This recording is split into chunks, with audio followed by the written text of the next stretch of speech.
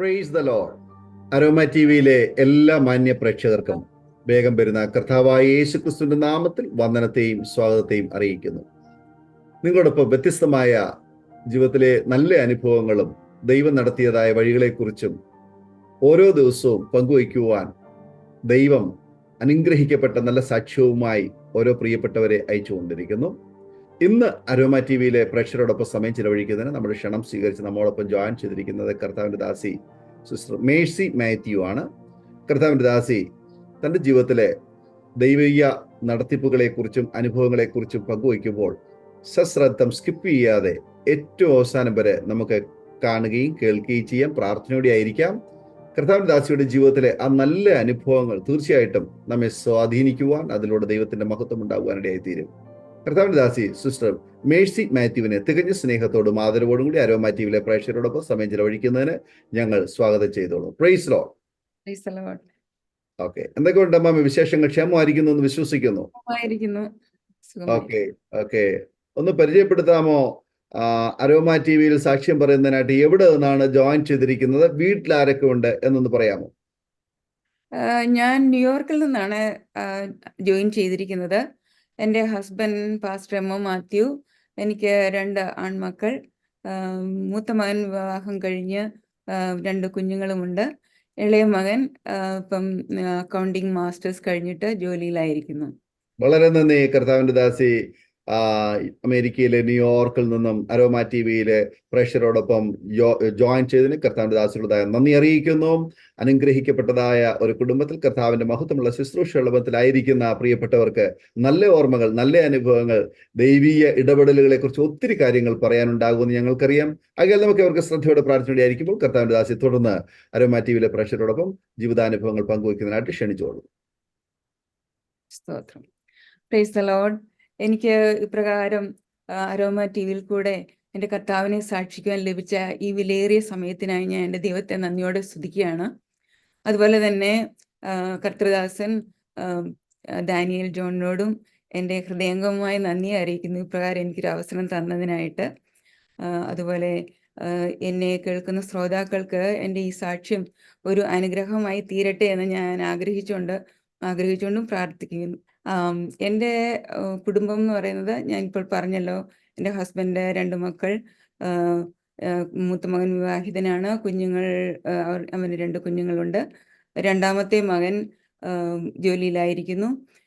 പിന്നെ എൻ്റെ കുട്ടിക്കാലം എന്ന് പറഞ്ഞാൽ എൻ്റെ മാതാപിതാക്കൾ ഞങ്ങൾ 3 മക്കളാണ്. 3 പേരിൽ മിഡിലുള്ള ആളാണ് ഞാൻ. എൻ്റെ വീട്ടിലെ ആദ്യ ഫലമായി ദൈവം എന്നെ കണ്ടതാണ്. ഞാൻ വിശ്വാസത്തിൽ വരുന്നത് എൻ്റെ നഴ്സിംഗ് വിദ്യാഭ്യാസത്തോടനുബന്ധിച്ചാണ്. കുട്ടിക്കാലത്ത് ഞങ്ങൾ കാത്തലിക് ബാക്ക്ഗ്രൗണ്ടാണ് എൻ്റെ ഫാമിലി എന്ന് പറയുന്നത്. എൻ്റെ വീട്ടിൽ എൻ്റെ ഫാദർ വീട്ടിൽ നിന്നും വളരെ ദൂരെ ഉള്ള സ്ഥലത്ത് ജോലി ചെയ്തിരുന്നത് കൊണ്ട് ഞങ്ങൾ അമ്മയുടെ ശിക്ഷണത്തിലാണ് വളർന്നു വന്നിരുന്നത്. 1 മാസമോ 2 മാസം കൂടുമ്പോൾ ഫാദർ വരും. അപ്പോഴൊക്കെ ഞങ്ങൾക്ക് വളരെ സ്നേഹവും വാത്സല്യവും ഫാദറിൻ്റെ അനുഭവിപ്പാനിടയായിട്ടുണ്ട്. വളരെ സ്നേഹവാനായ ഒരു പിതാവായിരുന്നു എൻ്റെത്.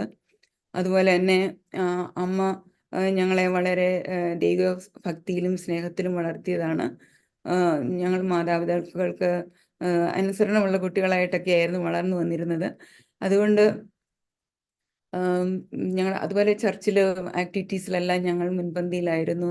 സഭയോടും വളരെ ചേർന്ന് നിൽക്കുന്ന ഒരു ഭവനമായിരുന്നു. അങ്ങനെ കാലങ്ങൾ കഴിഞ്ഞു. പ്രീ ഡിഗ്രി പാസ്സായി. അതിനുശേഷം ഞാൻ നഴ്സിംഗ് വിദ്യാഭ്യാസത്തിന് ട്രിവാൻഡ്രത്ത് കോട്ടയത്താണ് ചേർന്നത് നഴ്സിംഗ് വിദ്യാഭ്യാസം. അങ്ങനെ അവിടെ എനിക്ക് അപ്പോയിൻമെൻറ്റ് ഗവൺമെൻറ് സ്കൂളിൽ തന്നെ അപ്പോയിൻമെൻറ്റ് കിട്ടി. അങ്ങനെ ഞാൻ അവിടെ പഠിച്ചു. നഴ്സിംഗ് പഠനത്തിന് ശേഷം ട്രിവാൻഡ്രത്ത് ശ്രീ ഔട്ടം തിരുനാൾ ഹോസ്പിറ്റൽ എനിക്ക് ജോലിയായി. ഗവൺമെൻറ് ജോലിയാണത്. അവിടെ അതിനോട് തന്നെ ചേർന്ന് ഒരു ലേഡീസ് ഹോസ്റ്റലുണ്ട്. അവിടെയായിരുന്നു എൻ്റെ താമസം. എൻ്റെ ഫ്രണ്ട് ട്രീസ എന്ന് പറയും. ട്രീസ എപ്പോഴും എന്നോട് വന്ന് സുവിശേഷം പറയുകയും കർത്താവിനെ രക്ഷിതാവായി സ്വീകരിക്കുന്ന കാര്യമൊക്കെ പറയുമായിരുന്നു. എന്നാൽ അന്നൊന്നും ഞാൻ എൻ്റെ ഫ്രണ്ടിന് ചെവി കൊടുത്തിരുന്നില്ല. കാരണം എൻ്റെ വിശ്വാസം വളരെ വലുതാണെന്നും ഞാൻ കുമ്പസാരിക്കുന്നു, കുർബാന കൈക്കൊള്ളുന്നു, ചർച്ചിൽ പോകുന്നു. അതുപോലെ ആർക്കും ഒരു ദോഷവും ചെയ്യുന്നില്ല. എന്നാൽ കഴിയുന്ന ഉപകാരങ്ങളൊക്കെ ഞാൻ ചെയ്യാറുള്ളൂ. അതുകൊണ്ട് അങ്ങനെയൊന്നും പോകേണ്ട ആവശ്യമൊന്നുമില്ല എന്ന് എന്നെ തന്നെ ഞാൻ നീതീകരിച്ചു. അങ്ങനെ ഇരിക്കവേ ഒരു ഈസ്റ്റർ വന്നപ്പോൾ ഞാൻ എൻ്റെ വീട്ടിലേക്ക് ലീവിന് കടന്നുപോയി. തിരിച്ചു വരുന്നത് എൻ്റെ ഒരു കസിൻ സിസ്റ്ററിൻ്റെ കൂടെ ട്രെയിനിലായിരുന്നു. ട്രെയിൻ യാത്രയിൽ തിരിച്ചു വരുമ്പോൾ എൻ്റെ സാലി എന്നാണ് പേര്. സാലി ചേച്ചി എന്നോട് പറഞ്ഞു, സുവിശേഷമൊക്കെ പറഞ്ഞിട്ട് എന്നോട് പറഞ്ഞു, മോളെ നമ്മൾ വിചാരിക്കും നമ്മൾ പാപമൊന്നും ചെയ്യുന്നില്ല എന്ന്. പക്ഷേ നമ്മുടെ ജീവിതത്തിൽ നമ്മുടെ ചിന്തയിൽ, പ്രവൃത്തിയിൽ, വാക്കുകളിലൊക്കെയും നമ്മൾ അറിയാതെ തന്നെ അനേക പാപങ്ങൾ വരുന്നുണ്ട്. അപ്പോഴൊക്കെയും നമ്മൾ കർത്താവിനെയാണ് വേദനിപ്പിക്കുന്നതെന്ന് പറയുവാൻ ഇടയായി. അത് കേട്ടപ്പോൾ എനിക്ക് വളരെ വേദനയുണ്ടായി. കാരണം ഞങ്ങളെ വളരെ ദൈവസ്നേഹത്തിലും ദൈവഭക്തിയിലും ഒക്കെയാണ് വളർത്തുന്നത്. ചർച്ചിലൊക്കെ ഭയങ്കര ആക്റ്റീവായിരുന്നു. സൺഡേ സ്കൂളിൽ പഠിക്കുകയും അങ്ങനെയൊക്കെ എല്ലാ കാര്യങ്ങളും നന്നായി വളർത്തിയിരുന്നു. അനുസരണത്തിൽ വളർത്തിയിരുന്നതായിരുന്നതുകൊണ്ട് ആ ദൈവഭയം എന്നിലുണ്ടായിരുന്നു. അപ്പം കർത്താവിനെ വേദനിപ്പിക്കുന്നെന്ന് പറയുന്നത് എനിക്ക് ഒരു വിഷമമായിരുന്നു. അങ്ങനെ ആ സമയത്ത് തന്നെ പെട്ടെന്ന് എൻ്റെ മുൻപിൽ കൂടി ഒരു സ്ക്രീനിൽ കടന്നു പോകുന്നത് പോലെ കർത്താവിൻ്റെ ക്രൂശ് വഹിക്കുന്ന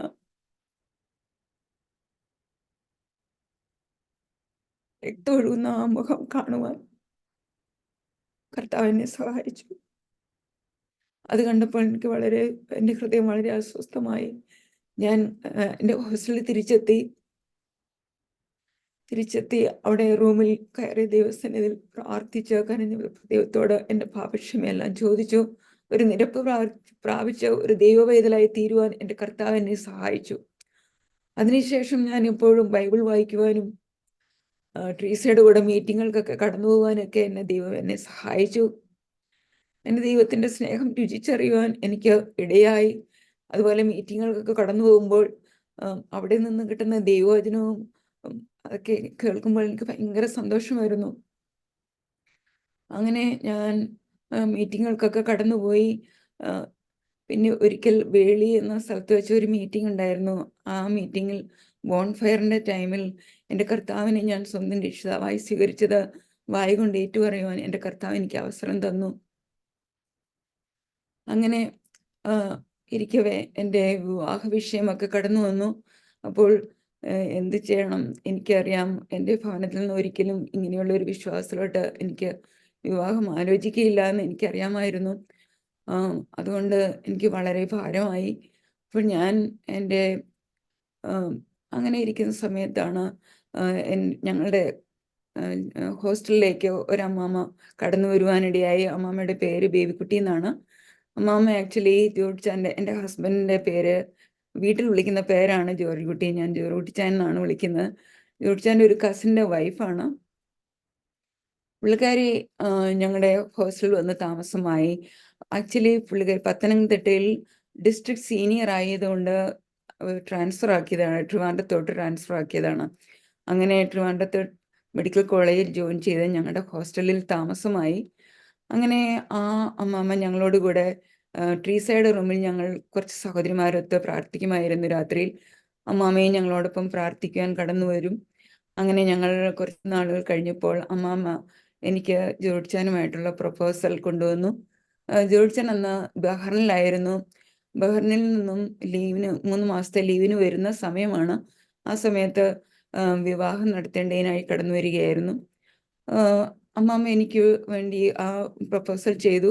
അപ്പോൾ ആ വിവരം എൻ്റെ വീട്ടിൽ എൻ്റെ ഫ്രണ്ട് ട്രീസയാണ് എഴുതി അറിയിക്കുന്നത്.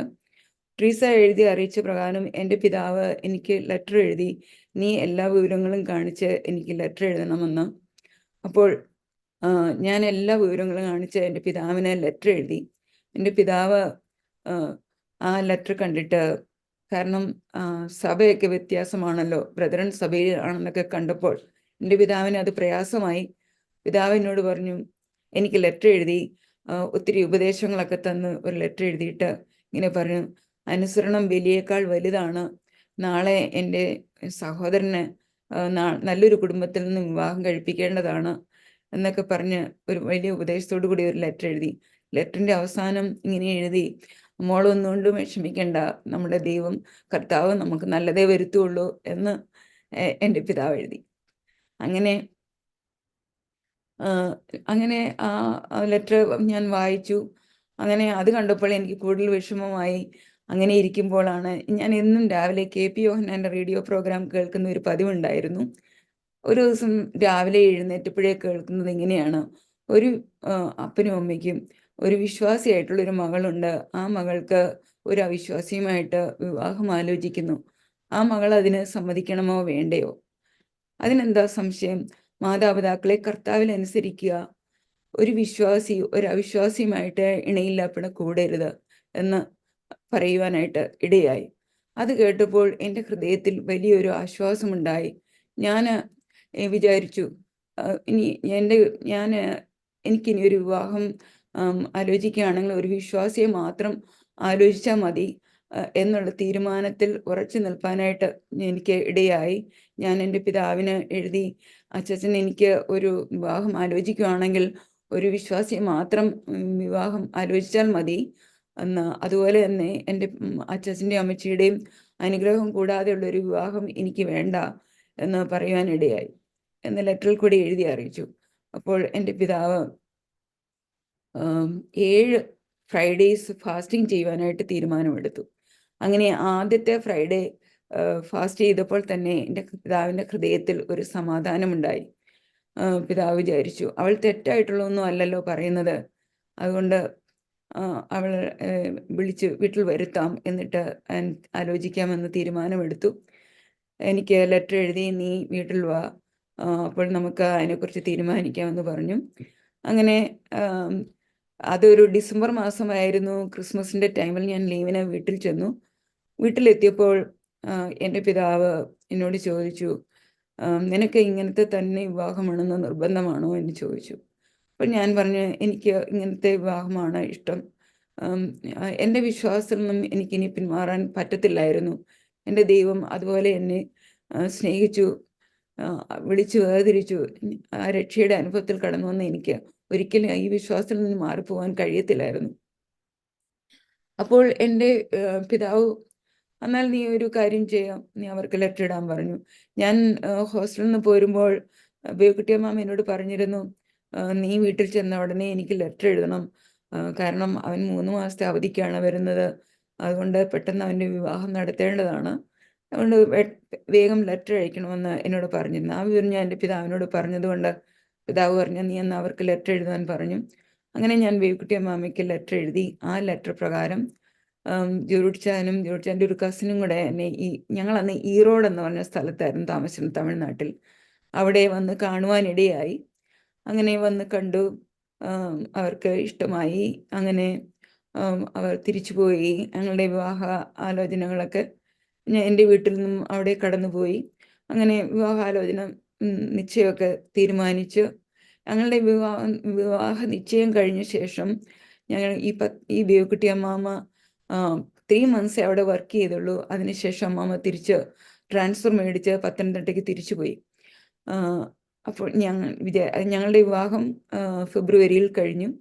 അങ്ങനെ ഒരു വിശ്വാസ ഭവനത്തിൽ ചെല്ലുവാൻ എൻ്റെ കർത്താവ് എന്നെ സഹായിച്ചു. അമ്മാമ്മയുടെ വരവ്, അതായത് ട്രാൻസ്ഫറാക്കി ട്രിവാൻഡ്രത്ത് അമ്മാമ്മയെ കൊണ്ടുവന്നത് ഞങ്ങളുടെ വിവാഹത്തിന് വേണ്ടി മാത്രമായിരുന്നു എന്ന് ഞങ്ങൾ വിശ്വസിക്കുന്നു. കാരണം ഒരു 3 മന്ത്സ് മാത്രം കഴിഞ്ഞ് അമ്മാമ്മ ഞങ്ങളുടെ വിവാഹാലോചന തുടങ്ങി, നിശ്ചയവും കഴിഞ്ഞു, അമ്മാമ്മ തിരിച്ചു പോവുകയും ചെയ്തു. അമ്മാമ്മ അങ്ങനെ വന്നില്ലായിരുന്നെങ്കിൽ, എന്നെ സംബന്ധിച്ചിടത്തോളം പറയുവാണെങ്കിൽ, എനിക്കറിയത്തില്ല എങ്ങനെയാണ് ഒരു വിശ്വാസിയുമായിട്ടുള്ള ഒരു വിവാഹം നടക്കുന്നതെന്ന് എനിക്ക് ചിന്തിക്കുവാൻ പോലും കഴിയത്തില്ല.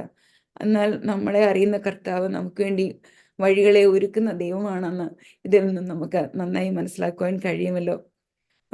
ദൈവത്തിൻ്റെ വിശ്വസ്തത എത്ര വലുതാണെന്ന്. തന്നെ സ്നേഹിക്കുന്നവരെ അവൻ ഒരു നാളും മറക്കുകയില്ല, കൈവിടുകയില്ല. അവർക്ക് വേണ്ടി ദൈവം വഴികളെ ഒരുക്കുന്ന ദൈവമാണ് എന്ന് നമുക്കിതിൽ നിന്ന് മനസ്സിലാക്കുവാൻ കഴിയും. അതുപോലെ അതിനുശേഷം ഒരു 1.5 വർഷത്തിന് ശേഷമാണ് എനിക്ക് ബഹ്റിനിലേക്ക് കടന്നു പോകാനായിട്ട് ദൈവം വഴിയൊരുക്കി. അങ്ങനെ ബഹ്റിനിൽ ഞാൻ ചെന്നു. ഞങ്ങളുടെ കുടുംബജീവിതം അവിടെ ആരംഭിക്കുകയാണ്. വിവാഹം കഴിഞ്ഞ ഉടനെ തിരിച്ച് ബഹ്റിനിലേക്ക് കടന്നു പോയല്ലോ. അതുകൊണ്ട് പിന്നെ ഇവിടെ വന്നതിന് ശേഷം ഞങ്ങളുടെ കുടുംബജീവിതം ആരംഭിച്ചു. അങ്ങനെ ഞങ്ങൾ എവിടെ പുറത്ത് കടന്നു പോകുമ്പോഴും ഞങ്ങൾക്ക് ദൈവസന്നിധിയിൽ പ്രാർത്ഥിക്കുന്ന ഒരു സ്വഭാവം ഉണ്ടായിരുന്നു. അങ്ങനെ പുറത്തു പോകുന്ന സമയത്ത് പ്രാർത്ഥിക്കുന്ന സമയത്ത് ദൈവം ഒരു ദിവസം എനിക്കിങ്ങനെ എൻ്റെ റൈറ്റ് സൈഡിൽ കുറച്ച് മുകളിലായിട്ട് വളരെ പ്രകാശമുള്ള ഒരു രൂപം നിൽക്കുന്ന പോലെ കാണുവാനിടയായി. അതുപോലെ എന്നെ ആകെ 3 തവണ അങ്ങനെ കണ്ടു. അത് ഞാൻ ജോലിച്ചന് പറഞ്ഞു. അതിനുശേഷം പിന്നീട് ഞാൻ കണ്ടിട്ടില്ല. അപ്പം 2-3 പേർ എൻ്റെ നാമത്തിൽ എവിടെ കൂടിയാലും അവരുടെ മധ്യേ ഞാൻ ഉണ്ട് എന്ന ദൈവത്തിൻ്റെ ആ വചനം എത്ര വാസ്തവമാണെന്ന് അത് രുചിച്ചറിയുവാൻ എൻ്റെ ജീവിതത്തിൽ എനിക്ക് ദൈവം കൃപ തന്നിട്ടുണ്ട്.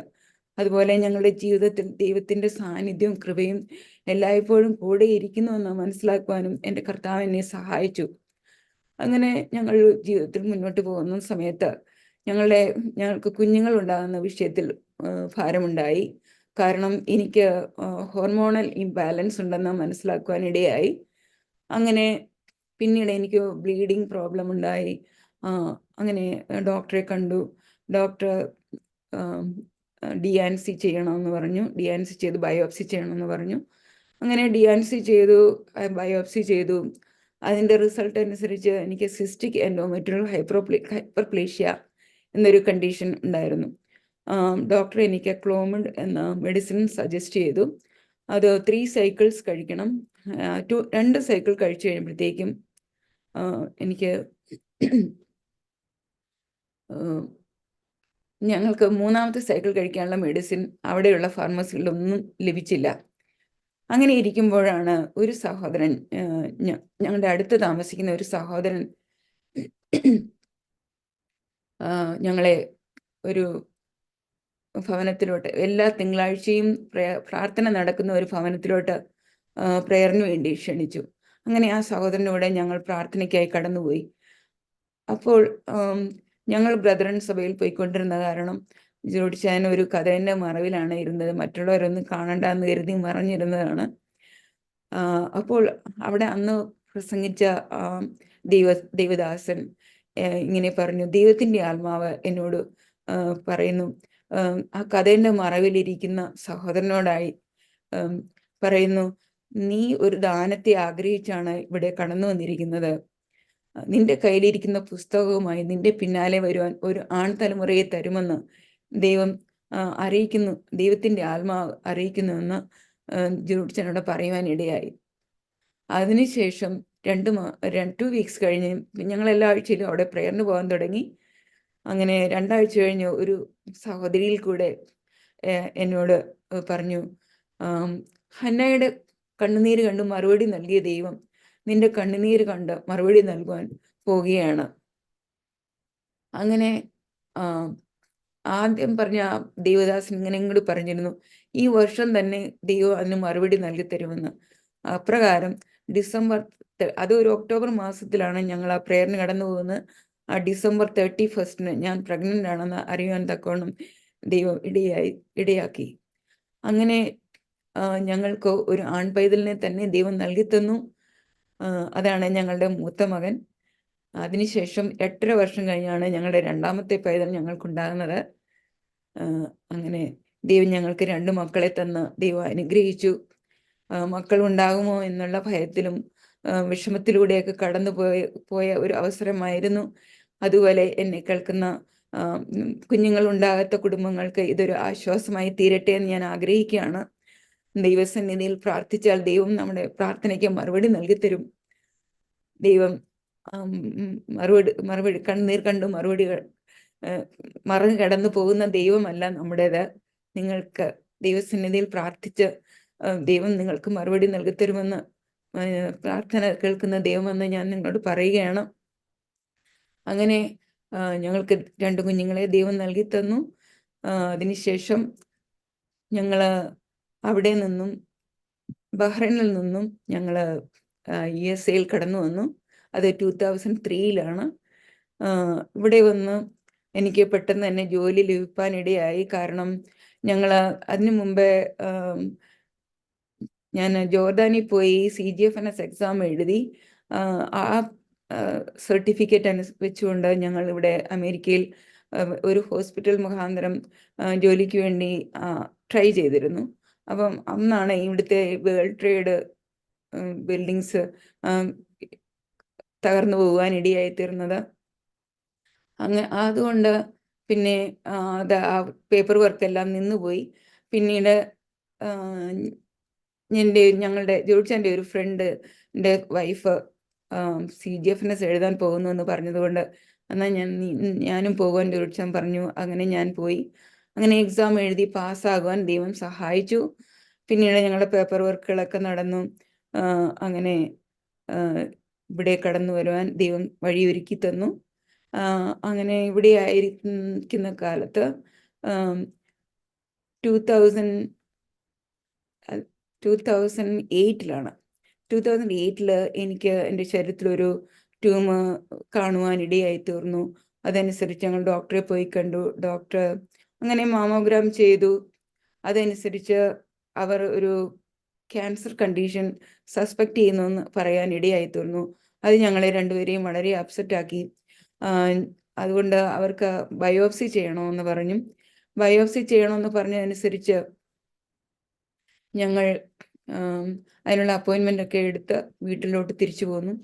അങ്ങനെ വീട്ടിൽ വന്ന് ബെഡിലിരിക്കുന്ന സമയത്ത് പെട്ടെന്ന് ദൈവത്തിൻ്റെ ആത്മാവ് എൻ്റെ ഹൃദയത്തോട് ഇടപെടുവാനിടയായി തീർന്നു. കണ്ണുനീർ താഴ്വരയിൽ കൂടി കടന്നു പോയാലും ഒരു അനർത്ഥവും ഭവിക്കുകയില്ല, ഒരു ബാധയും നിന്റെ കൂടാരത്തിനോട് അടുക്കയില്ല എന്ന് ദൈവത്തിൻ്റെ ആത്മാവ് എന്നോട് സംസാരിച്ചു. അപ്പോൾ ഞാൻ ജോർജനോട് പറഞ്ഞു, നമ്മൾ ഭാരപ്പെടേണ്ട ആവശ്യമില്ല, ദൈവത്തിൻ്റെ ആത്മാവ് എനിക്ക് വചനം നൽകി തന്നു. സങ്കീർത്തനങ്ങൾ 91-10 വാക്യത്തിൽ പറയുന്നു, ഒരു അനർത്ഥവും ഭവിക്കില്ല, ഒരു ബാധയും നിന്റെ കൂടാരത്തിനോട് അടുക്കയില്ല എന്ന്. എന്നാൽ എൻ്റെ കർത്താവ് എന്നോട് സംസാരിച്ചത് കണ്ണുനീർ താഴ്വരയിൽ കൂടി കടന്നു പോയാലും ഒരു അനർത്ഥവും ഭവിക്കില്ല, ഒരു ബാധയും നിന്റെ കൂടാരത്തിനോട് അടുക്കയില്ല എന്നാണ്. അപ്പോൾ ഞാൻ വിചാരിച്ചു, കണ്ണുനീർ താഴ്വരയിൽ കൂടി കടന്നു പോയാലും എന്ന് ദൈവം അറിയിച്ചതിൻ്റെ പിന്നിൽ എന്തെങ്കിലും കാരണം കാണും. എന്നാൽ അതിൽ നിന്നൊക്കെയും വിടുവിപ്പാൻ എൻ്റെ ദൈവം ശക്തനാണെന്ന് എനിക്ക് മനസ്സിലാക്കുവാൻ ഇടയായി. അതുപോലെ തന്നെ ദൈവം എന്നെ ശക്തീകരിക്കുകയും ബലപ്പെടുത്തുകയും ചെയ്തു. ഈ വിവരം അറിഞ്ഞ് എൻ്റെ വീട്ടിൽ നിന്നും എൻ്റെ മാതാപിതാക്കളും എൻ്റെ സഹോദരങ്ങളൊക്കെ വിളിച്ചപ്പോഴൊക്കെ എനിക്ക് പറയുവാൻ ഇടയായി തീർന്നു, എനിക്ക് ദൈവം വചനം തന്നു, അവരെ അങ്ങോട്ട് ശക്തിപ്പെടുത്തുവാനുള്ള കൃപ എൻ്റെ ദൈവം എനിക്ക് നൽകി തന്നു. അതിനുശേഷം ഞങ്ങൾ ബയോപ്സിയൊക്കെ ചെയ്തു. അപ്പം ബയോപ്സി റിസൾട്ട് അനുസരിച്ച് ലോബുലാർ കാർസിനോമ ഇൻസിറ്റു എന്ന് പറയും. അത് 0 സ്റ്റേജ് ആണ്. അത് ആക്റ്റീവായിട്ടുള്ള ഒരു ക്യാൻസറസ് കണ്ടീഷൻ അല്ല. 0 സ്റ്റേജ് ആയതുകൊണ്ട് അത് എപ്പോൾ വേണമെങ്കിലും അത് ആക്റ്റീവായി തീരാം. ക്യാൻസറസ് കണ്ടീഷനായിട്ട് ആക്റ്റീവായി മാറാവുന്ന അങ്ങനെ ഒരു കണ്ടീഷനാണത്. എന്നാൽ അത് ഇനി അങ്ങനെ വരാതിരിക്കുവാൻ പ്രിവെൻറ്റ് ചെയ്യാൻ വേണ്ടിയിട്ട് ഒരു മെഡിസിൻ ഡോക്ടർ സജസ്റ്റ് ചെയ്തു, ടൊമോക്സിഫൻ എന്ന് പറയും. ആ മെഡിസിൻ കഴിക്കുവാൻ അത് 5 years കഴിക്കണം. അതിനുവേണ്ടി അത് എൻ്റെ കൺസെൻ്റ് ഉണ്ടെങ്കിൽ മാത്രമേ അവരത് തരികയുള്ളൂ. പക്ഷേ ഞാൻ അതെടുക്കുവാനായിട്ട് തീരുമാനിച്ചില്ല. കാരണം എൻ്റെ കർത്താവ് എന്നോട് വാഗ്ദത്തം ചെയ്തതാണ്. എൻ്റെ കർത്താവ് വാഗ്ദത്തത്തിൽ വിശ്വസ്തനാണ്. അതുകൊണ്ട് ഞാൻ ആ മെഡിസിൻ എടുക്കുന്നില്ല എന്ന് തന്നെ തീരുമാനിച്ചു. ആ മെഡിസിൻ ഇന്നുവരെയും കഴിച്ചിട്ടില്ല. 2008 തൊട്ട് ഇതിപ്പോൾ 2024 ആയിരിക്കുന്നു. 16 വർഷമായിട്ട് എനിക്ക് ഒരു പ്രയാസവും കൂടാതെ എൻ്റെ ദൈവം എത്രത്തോളം എന്നെ കാത്തു പരിപാലിച്ചു. അതിനായി എൻ്റെ ദൈവത്തിന് സകല മാനവും മഹത്വവും ഞാൻ അർപ്പിക്കുന്നു. അങ്ങനെ കഴിഞ്ഞ് അത് കഴിഞ്ഞാണ് എൻ്റെ മകൻ ഒരു ആക്സിഡൻ്റ് ഉണ്ടാകുന്നു. മകന് ആക്സിഡൻ്റ് ഉണ്ടാകുന്നതിന് തൊട്ട് മുൻപായിട്ട് ഞാൻ കിച്ചണിൽ കുക്കിങ്ങിലായിരുന്നു. അപ്പോൾ ജോർജൻ എന്നോട് വന്ന് പറഞ്ഞു, നമുക്കിപ്പോൾ പ്രാർത്ഥിക്കണമെന്ന് പറഞ്ഞു. ഞാൻ പറഞ്ഞു, ഞാൻ ഈ ചെയ്യുന്ന ജോലി ഇതങ്ങ് തീർത്തിട്ട് നമുക്കൊന്നിച്ചിരുന്ന് പ്രാർത്ഥിക്കാമെന്ന് പറഞ്ഞു. അപ്പോൾ പറഞ്ഞു, അല്ല, ഇപ്പോൾ തന്നെ പ്രാർത്ഥിക്കണമെന്ന് പറഞ്ഞു. ഞാൻ അന്നേരം ഓക്കെ എന്നാ എന്ന് പറഞ്ഞ് ആ ജോലിയിൽ അവിടെ വെച്ചിട്ട് ഞങ്ങൾ രണ്ടുപേരും കൂടി ഇരുന്ന് പ്രാർത്ഥിക്കാൻ തുടങ്ങി. എന്തുകൊണ്ടാണെന്ന് അറിയത്തില്ല, ഞങ്ങൾ വളരെ കണ്ണുനീരോടുകൂടി ദൈവസന്നിധിയിൽ പ്രാർത്ഥിച്ചു. പ്രാർത്ഥന കഴിഞ്ഞ് എഴുന്നേറ്റപ്പോൾ ഞങ്ങൾക്കൊരു ഫോൺ കോൾ വന്നു. അത് ഇങ്ങനെയായിരുന്നു, എൻ്റെ മകന് ആക്സിഡൻ്റ് ആയെന്ന്. അപ്പം ഞങ്ങൾ പെട്ടെന്ന് അവൻ്റെ ഫോൺ അല്ലായിരുന്നത്, ആ ഫോണിൽ വേറെ ആരുടെയോ ഫോൺ അവിടെ നിന്ന് വാങ്ങി ഞങ്ങളെ വിളിച്ചതായിരുന്നു. ആ ഫോൺ നമ്പറിലോട്ട് ഞങ്ങൾ തിരിച്ചു വിളിച്ചിട്ട് ചോദിച്ചു അവനിപ്പോൾ എവിടെയാണെന്ന്, അവന് ആയിരിക്കുന്ന സ്ഥാനം എവിടെയാണെന്നൊക്കെ മനസ്സിലാക്കി ഞങ്ങൾ രണ്ടുപേരും അങ്ങോട്ടേക്ക് കടന്നുപോയി. അവിടെ ചെന്നപ്പോൾ ഞങ്ങൾ കാണുന്നത് റോഡിൻ്റെ സൈഡ് വോക്കിൽ അവൻ ഇരിക്കുന്നതായിട്ടാണ്. അവിടെ ഇരുന്ന് ആ സമയത്ത് ഞങ്ങളുടെ വണ്ടി വലിയ ട്രക്കിൽ അത് ടോ ചെയ്തുകൊണ്ട് പോകുന്നതും കണ്ടു. ഞങ്ങൾ അവൻ്റെ അടുത്ത് ചെന്ന് അവൻ്റെ കാര്യങ്ങളൊക്കെ ചോദിച്ചു. അവൻ വിവരങ്ങളൊക്കെ പറഞ്ഞു. അവൻ്റെ ശരീരത്തിൽ ഒരു പോറൽ പോലും ഏൽക്കാതെ വണ്ണം ദൈവം സൂക്ഷിച്ചു. ആ ഒരു ആക്സിഡൻ്റ് ഉണ്ടാകുന്നതിന് തൊട്ട് മുൻപാണ് ഞങ്ങൾ ദൈവസന്നിധിയിൽ പ്രാർത്ഥിക്കുന്നത്. ഞങ്ങൾക്ക് വിഷയങ്ങളൊന്നും അറിയാൻ പാടില്ലെങ്കിലും ദൈവം അതിനു മുൻപേ തന്നെ ഞങ്ങളെ കൊണ്ട് പ്രാർത്ഥിപ്പിച്ചു. അങ്ങനെ ആ ഇടി എന്ന് പറയുന്ന ആ വണ്ടി ഞങ്ങൾ കാണുവാൻ വേണ്ടി ഗരാജിൽ പോയി വണ്ടിയുടെ അവസ്ഥ കണ്ടപ്പോൾ ഞങ്ങൾ വിചാരിച്ചു, ദൈവത്തെ സ്തുതിച്ചു. കാരണം ഇത്ര വലിയൊരു ആക്സിഡൻ്റ് ആയിട്ട് ഞങ്ങളുടെ പൈതലിന് ഒരു ദോഷവും ഉണ്ടാകാതെ കൊണ്ട് എൻ്റെ കർത്താവ് സൂക്ഷിച്ചുവല്ലോ. ഞങ്ങൾ അവൻ്റെ വണ്ടിയുടെ ഒരു സൈഡിൽ വേറൊരു വണ്ടി വന്ന് ഇടിച്ചിട്ട് ആ വണ്ടി മറ്റേ സൈഡിലുള്ള ഒരു മരത്തിൽ പോയി മറ്റേ സൈഡ് ഇടിച്ചു. ആ സമയത്ത് ആ വണ്ടിയുടെ അപ്പുറത്തെ സൈഡിൽ വേറൊരു വണ്ടി ഉണ്ടായിരുന്നെങ്കിൽ ആ വണ്ടിയിൽ പോയി ഇടിക്കുമായിരുന്നു. എന്നാൽ ഇതൊന്നും സംഭവിക്കാതെ വണ്ണം കർത്താവ് സൂക്ഷിച്ചു. എൻ്റെ കുഞ്ഞിനും ഒരു ദോഷവും വരാതെ വണ്ണം കർത്താവ് സൂക്ഷിച്ചു. ആ വണ്ടി ടോട്ടലായി പോയി. അതിനേക്കാളും വലുതാണല്ലോ നമ്മുടെ കുഞ്ഞിൻ്റെ ജീവൻ എന്ന് പറയുന്നത്. ദൈവം അങ്ങനെ അവനെ കാത്തു വരുവാച്ച എൻ്റെ ദൈവത്തിന് സകല മാനവും മഹത്വവും ഞാൻ അർപ്പിക്കുകയാണ്. ദൈവത്തിന് നന്ദി പറയുന്നു. അതിനുശേഷം 2010 ജോറുട്ടിച്ചായന് ഒരു ബാക്ക് പെയിൻ ഉണ്ടാകുവാനിടയായി. ബാക്ക് പെയിൻ അനുസരിച്ച് ഞങ്ങൾ ഡോക്ടറെ പോയി കണ്ടു. ഡോക്ടർ MRI ചെയ്യണമെന്ന് പറഞ്ഞു. അങ്ങനെ MRI ചെയ്തപ്പോൾ ഒരു 4 ക്യാൻസറസ് കണ്ടീഷൻ എഴുതിയിട്ട് ഇതിലേതെങ്കിലും ഒന്നാകാൻ ചാൻസ് ഉണ്ടെന്ന് പറയുവാനിടയായി തീർന്നു. അത് കേട്ടപ്പോൾ ഞങ്ങൾ വളരെ ഭാരപ്പെട്ടു. ഞങ്ങൾ വളരെ അപ്സെറ്റായി. ഞങ്ങൾ വീട്ടിൽ തിരിച്ചു വന്നു. ഡോക്ടർ ഹെമറ്റോളജി ഓൺകോളജി ഡോക്ടർക്ക് ഞങ്ങളെ റെഫർ ചെയ്തു. അങ്ങനെ ഞങ്ങൾ ഡോക്ടറെ കാണാൻ പോയി. ഓൺകോളജി ഡോക്ടർ പല വിധമായ ടെസ്റ്റുകൾ ചെയ്തു. ആ കൂട്ടത്തിൽ ബോൺമാരോയും ചെയ്തു. അങ്ങനെ അതിൻ്റെയൊക്കെ റിസൾട്ടായിട്ട് വന്നത് സ്മോൾഡറിങ് മൈലോമ എന്നാണ്. സ്മോൾഡറിങ് മൈലോമ എന്ന് പറഞ്ഞാൽ അതിന് ട്രീറ്റ്മെൻറ്റിൻ്റെ ആവശ്യം അപ്പോൾ ഇല്ല. പക്ഷെ അത് എപ്പോൾ വേണമെങ്കിലും മൾട്ടിപ്പിൾ മൈലോമയായിട്ട് മാറുവാൻ സാധ്യതയുണ്ട്. അത് കാരണം ഫോളോ അപ്പ് ചെയ്യണമെന്ന് ഡോക്ടർ പറഞ്ഞു. അപ്രകാരം ഞങ്ങൾ ഫോളോ അപ്പ് ചെയ്തുകൊണ്ടിരുന്നു. അങ്ങനെ ഫോളോ അപ്പ് ചെയ്തുകൊണ്ടിരുന്ന സമയത്ത് 2016 ജോർജിന് റൈറ്റ് ഷോൾഡറിൽ ഒരു പെയിൻ ഉണ്ടാകുവാനിടയായി. അതനുസരിച്ച് ഞങ്ങൾ ഒരു ഓർത്തോ ഡോക്ടറെ പോയി കണ്ടു. ഓർത്തോ ഡോക്ടർ എക്സ്റേ എഴുതി തന്നു. എക്സ്റേ ചെയ്തു. എക്സ്റേ എടുത്തതനുസരിച്ച് ഇങ്ങനെ കാണുവാനിടയായി. അതിലൊന്നും കാണുവാനിടയായില്ല. അതുകൊണ്ട് ഡോക്ടർ ഫിസിക്കൽ തെറപ്പി എഴുതി പെയിനിന് വേണ്ടി. അങ്ങനെ ഫിസിക്കൽ തെറപ്പിയൊക്കെ ചെയ്തു വന്നിരിക്കെ ഓൺകോളജി ഡോക്ടറിൻ്റെ അപ്പോയിൻമെൻറ്റ് ടൈം വന്നു. അങ്ങനെ ഓൺകോളജി ഡോക്ടറെ പോയി കണ്ടപ്പോൾ ഡോക്ടർ പറഞ്ഞു ഒരു പെറ്റ് സ്കാൻ ചെയ്യണമെന്ന്. അങ്ങനെ പെറ്റ് സ്കാൻ ചെയ്തപ്പോഴാണ് മനസ്സിലാകുന്നത് ജോർജിന് മൾട്ടിപ്പിൾ മൈലോമയായിട്ട് അത് മാറിക്കഴിഞ്ഞുവെന്ന്. റൈറ്റ് ഷോൾഡറിൽ ഒരു ലീഷൻ, ലെഫ്റ്റ് ഹിപ്പിൽ, അതുപോലെ തന്നെ ലോവർ ബാക്കിൽ 3 പ്ലേസിൽ ഇങ്ങനെ ട്യൂമർ പോലെ കണ്ടു. അങ്ങനെ ഡോക്ടർ പറഞ്ഞു ഇതിപ്പോൾ മൾട്ടിപ്പിൾ മൈലോമയാണ്, അതുകൊണ്ട് കീമോതെറപ്പി ചെയ്യണം. ആ കൂട്ടത്തിൽ തന്നെ റൈറ്റ് കിഡ്നിയിൽ 2 ട്യൂമേഴ്സും കൂടി കണ്ടിരുന്നു. അപ്പം ഇങ്ങനെ കിഡ്നിയിലും മൾട്ടിപ്പിൾ മൈലോമ റിലേറ്റഡ് ആയിട്ടുള്ള ട്യൂമേഴ്സ് ഉണ്ടാകാറുണ്ട്. അതുകൊണ്ട് അതിൻ്റെ ട്രീറ്റ്മെൻറ്റ് തന്നെ കീമോതെറപ്പി തന്നെ അങ്ങനെ ഉള്ള ട്യൂമർ ആണെങ്കിൽ, മൾട്ടിപ്പിൾ മൈലോമ റിലേറ്റഡ് ആണെങ്കിൽ ആ കീമോതെറപ്പി തന്നെ അതിന് മതിയാകും. എന്നാൽ ഡോക്ടർ പറഞ്ഞു അതിനൊരു ബയോപ്സി ചെയ്തേ പറ്റുകയുള്ളൂ.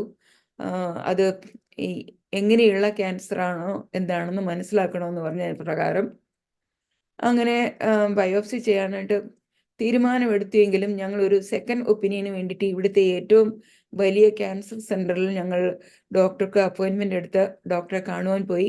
അങ്ങനെ ഡോക്ടറെ കണ്ടപ്പോൾ ഡോക്ടർ കീമോതെറപ്പിക്കെല്ലാം അവിടെ തന്നെ ചെയ്യാനുള്ള എല്ലാ അറേഞ്ച്മെൻറ്റ്സും ചെയ്തു. ആ കൂട്ടത്തിൽ തന്നെ ഞങ്ങൾ അവിടുത്തെ കിഡ്നി ഡോക്ടറെയും കാണുവാനായിട്ട് അപ്പോയിൻമെൻ്റ് എടുത്തിട്ടുണ്ടായിരുന്നു. അങ്ങനെ ആ കിഡ്നി ഡോക്ടറെ പോയി കണ്ടു.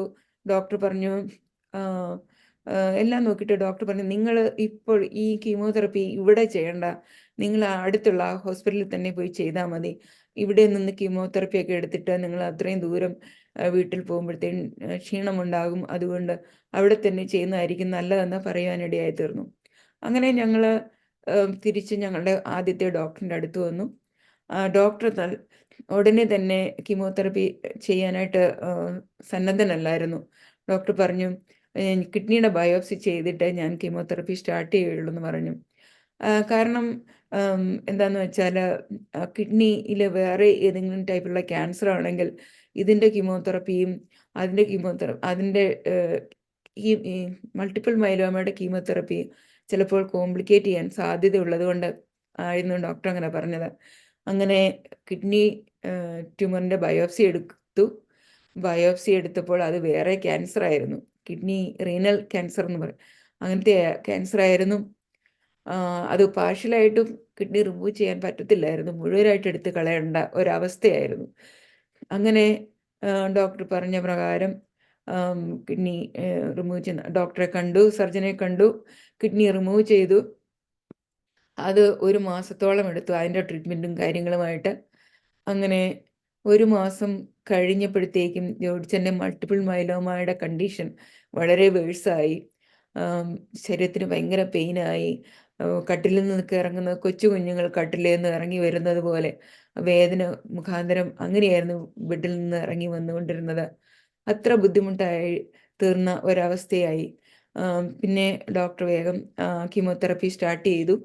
കീമോതെറപ്പി തുടങ്ങിയാൽ ഒരു 4 സൈക്കിളാണ് ചെയ്തത്. അതിൽ ഫസ്റ്റ് സൈക്കിൾ കഴിഞ്ഞപ്പോൾ തന്നെ വേദനയ്ക്കൊക്കെ ഒരു ശമനം ഉണ്ടായി.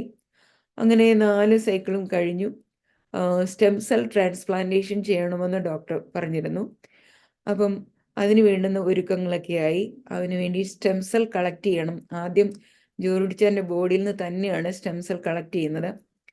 സ്റ്റെം സെൽ കളക്ട് ഈ കീമോതെറപ്പി തന്ന എല്ലാ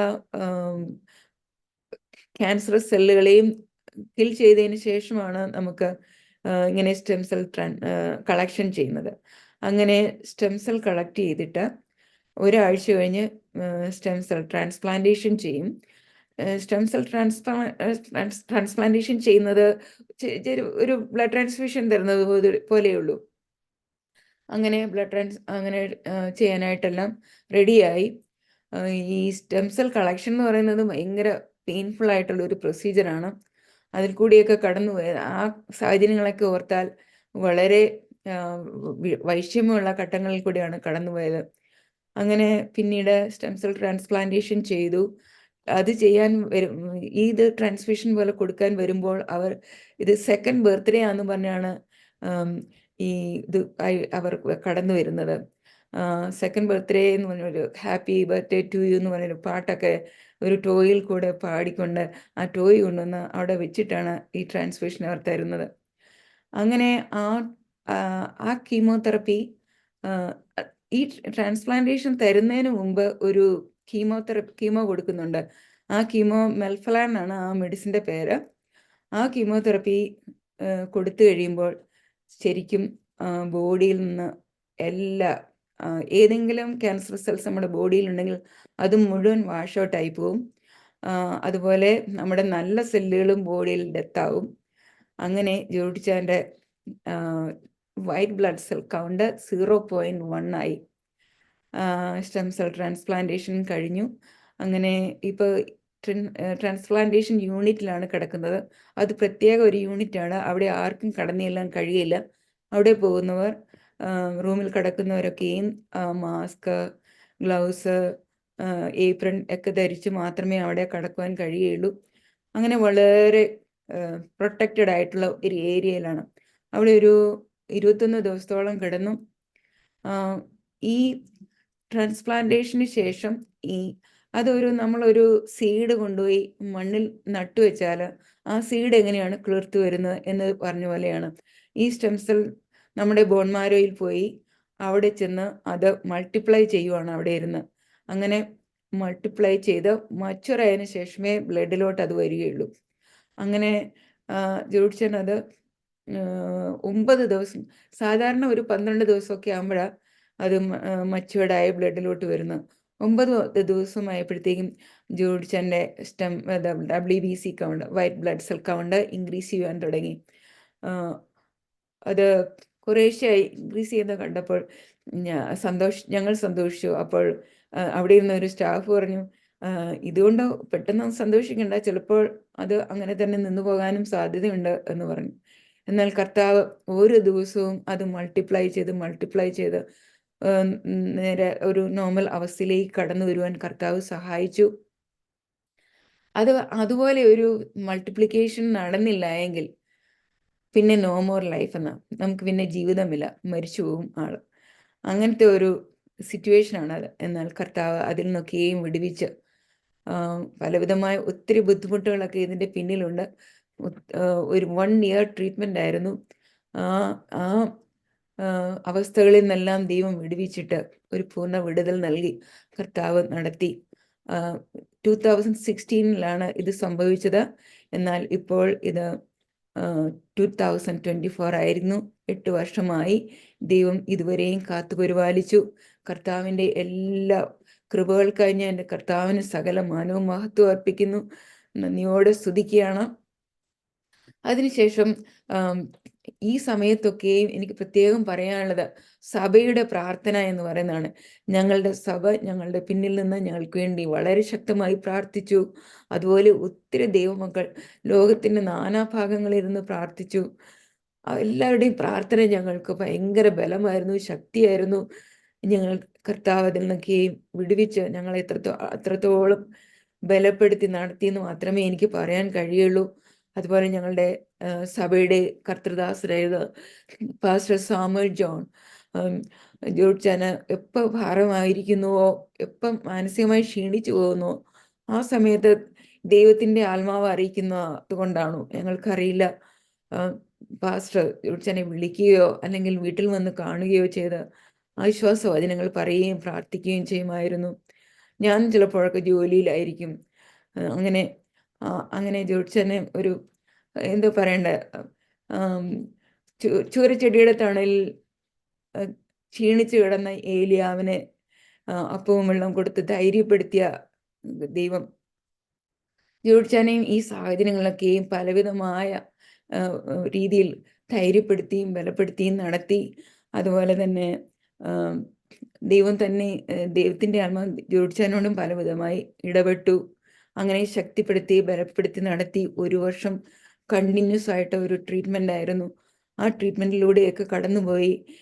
അങ്ങനെ അതിനുശേഷം ഞങ്ങളുടെ മകൻ്റെ വിവാഹം ഏപ്രിൽ ജോർജൻ്റെ കംപ്ലീറ്റ് ആയിട്ടും എല്ലാം കഴിഞ്ഞ് പുറത്തു പോകാൻ തുടങ്ങിയത് ഏപ്രിൽ മാസത്തിലാണ്. ജൂലൈയിൽ എൻ്റെ മകൻ്റെ വിവാഹം നാട്ടിൽ വെച്ച് നടക്കുവാൻ കർത്താവ് സഹായിച്ചു. അതിനുശേഷം പിന്നീട് ജോർജൻ പല സ്ഥലങ്ങളിലും പോയി സാക്ഷ്യം പറയുവാനും പ്രയർ ലൈനുകളിൽ കൂടി സാക്ഷ്യം പറയുവാനും ഒക്കെ ദൈവം സഹായിച്ചു. ഈ അസുഖം വരുന്നതിന് മുമ്പ് പല സ്ഥലങ്ങളിലും മിഷൻ ട്രിപ്പുകൾക്കൊക്കെ പോകുമായിരുന്നു. എന്നാൽ അസുഖം വന്നതിന് ശേഷം പോകുവാൻ കഴിഞ്ഞില്ല. അതിനുശേഷം പിന്നീട് ഈ അസുഖമെല്ലാം മാറി സൗഖ്യമായതിനു ശേഷം പലയിടത്തും ഞങ്ങൾക്ക് 2 പേർക്കും കൂടി മിഷൻ ട്രിപ്പുകൾക്കൊക്കെ പോകുവാനും ദൈവത്തെ ഉയർത്തുവാനും ദൈവത്തിൻ്റെ സാക്ഷികളായി നിൽപ്പാനൊക്കെ ഞങ്ങൾക്ക് കൃപ തന്നു. ഭവനത്തെക്കുറിച്ച് പറയുവാണെങ്കിൽ എൻ്റെ വീട്ടിൽ എല്ലാവരും കാത്തലിക് ബാക്ക്ഗ്രൗണ്ടിലായിരുന്നുവല്ലോ. അങ്ങനെ ആയിരുന്ന ഭവനം ഇന്ന് ഞാൻ വിശ്വാസത്തിൽ വന്ന് 24 വർഷങ്ങൾക്ക് ശേഷം എൻ്റെ ഭവനത്തിൽ നിന്ന് എൻ്റെ മാതാവ്, എൻ്റെ പിതാവ്, എൻ്റെ സഹോദരനും കുടുംബം എല്ലാവരും ഈ വിശ്വാസത്തിലോട്ട് വരുവാൻ എൻ്റെ കർത്താവ് കൃപ ചെയ്തു. അവർ പ്രത്യേകിച്ച് എനിക്ക് പറയാനുള്ളത്, അവർ ആ വിശ്വാസത്തിലോട്ട് വരുന്ന സമയങ്ങളിൽ ഞാൻ എപ്പോഴും ഞങ്ങൾ ലീവിന് പോകുമ്പോഴൊക്കെയും സുവിശേഷം പറയുകയും എല്ലാം ചെയ്യുമായിരുന്നു. എങ്കിലും അവരതിനൊന്നും ചെയ്തു തന്നിരുന്നില്ല. എന്നാൽ ആ വിശ്വാസത്തോട് വരുന്ന ആ സമയങ്ങളിൽ ഞങ്ങൾ ഇവിടെ ഇരുന്ന് പ്രാർത്ഥിക്കുമായിരുന്നു. ഞാൻ പ്രത്യേകം പ്രാർത്ഥിക്കാറുണ്ടായിരുന്നു, കർത്താവേ, ഞങ്ങൾ പറയുന്ന അവർ ശ്രദ്ധിക്കുന്നില്ല, എന്നാൽ ഒരു ദൈവദാസനെ എൻ്റെ ഭവനത്തിലോട്ട് അയക്കണമേ എന്ന് എപ്പോഴും പ്രാർത്ഥിക്കുമായിരുന്നു. അതുപോലെ തന്നെ ദൈവം ഒരു ദൈവദാസനെ എൻ്റെ ഭവനത്തിൽ അയക്കുവാനും എൻ്റെ മാതാപിതാക്കളും എൻ്റെ സഹോദരനും കുടുംബവും വിശ്വാസത്തിലോട്ട് വരുവാൻ എൻ്റെ കർത്താവ് സഹായിച്ചു. അവർ രക്ഷിക്കപ്പെടുവാനും സ്നാനപ്പെടുവാനും ദൈവം സഹായിച്ചു.